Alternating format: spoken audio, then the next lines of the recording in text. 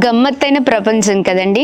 అసలు ప్రజలు ఏం చేస్తున్నారో, ఏం చూస్తున్నారో, ఎలా మాట్లాడుతున్నారో అర్థం కాని పరిస్థితులు. ఒక యవనస్తురాలి కొరకు ప్రపంచమంతా మాట్లాడేసుకుంటుంది.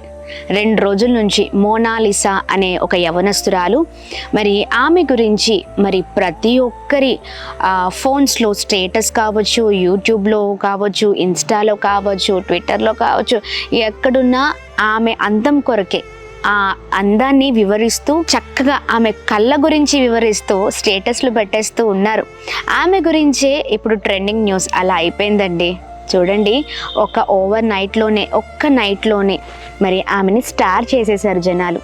ఎందుకు? అందాన్ని చూసా. అందం వల్ల ఏమొస్తుందండి? ఆమె అందంగా ఉందని, ఆమె కళ్ళు బాగున్నాయని, ఆమె మరి ఎక్కడికి వెళ్తే అక్కడ మీడియా ప్రత్యక్షమైపోతుంది. దేవుని వాక్యం సెలవిస్తుంది, అందము మోసకరము వ్యర్థము అని. మనకు కావాల్సింది గుణగణాలు కలిగిన వారు కదండి. అలాంటి వారిని స్టార్ట్ చేయండి.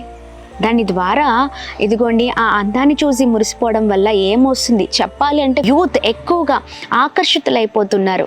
అంతకంటే మంచి లక్షణము కలిగిన భార్య నీవు ప్రార్థన చేస్తే వస్తుంది ప్రియ తమ్ముడా. ఇదిగోండి, ప్రార్థిస్తున్నారా లైఫ్ పార్ట్నర్ కొరకు, లేకపోతే వారు అందం కొరకు వీరందం కొరకు మాట్లాడుకుంటూ ఇలా సమయాన్ని గడిపేస్తూ ఉన్నారా?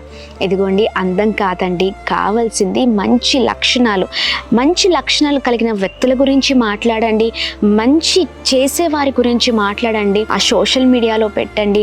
ఇదిగోండి, వ్యర్థమైన వాటిలో మరి ముందుకు సాగకుండా మంచి వాటి కొరకు ప్రయత్నిద్దాం. పాపం ఆ యవనస్తురాలు ఎంత ఇబ్బందికరంగా ఆమె సిచ్యువేషన్ అయిపోయిందంటే, మరి ఆమె ఆయా ప్రాంతాల్లో మరి జాతికి సంబంధించిన వారు ఆ పూసలు అవన్నీ కూడా మరి అమ్ముతూ వ్యాపారం చేసుకునేవారనమాట.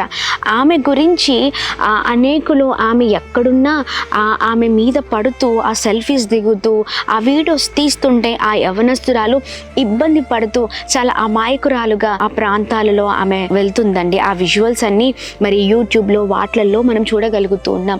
ఇదిగోండి, వ్యర్థమైన వాటికి కాదు మనం సమయాన్ని గడిపేది. ఇదిగోండి, మంచి ఆలోచిస్తూ మంచి కొరకు పరిగెడదాం. ప్రాముఖ్యంగా యవనస్తులకు ఈ ప్రత్యేకమైన సందేశం, మంచి గుణవతి అయిన భార్య రావాలి. ఈ లోకంలో ఉన్న వాటి కొరకు ప్రయత్నించడం ఆపేసి, లేకపోతే ఎంటర్టైన్ అవ్వడం ఆపేసి, మంచి కొరకు, మంచి ఉపయోగపడే సందేశాల కొరకు ముందుకు సాగుదాం. ముఖ్యంగా భార్య కొరకు ప్రార్థించండి. గుణవతి అయిన భార్యని ప్రభువే తీసుకొస్తారు.